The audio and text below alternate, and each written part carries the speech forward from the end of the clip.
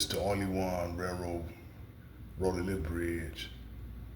It is built in 1929, used by the Canadian National Railroad, single track, pony through truss girder bridge over the Black River, and which is in Port Huron, Michigan. I'll show you something. The bridge is lowered because train is about to go through, will come through this bridge, but it's usually raised, you know, to it lowers for, uh,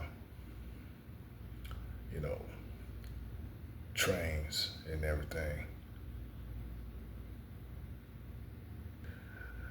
Now this bridge is raised, yeah, and it stays raised until, you know, uh, trains come and then it lowers.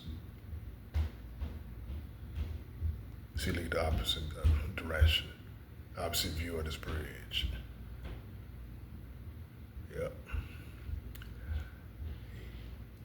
Carries the Canadian National Railroad, crosses the Black River, located in Port Huron, Michigan.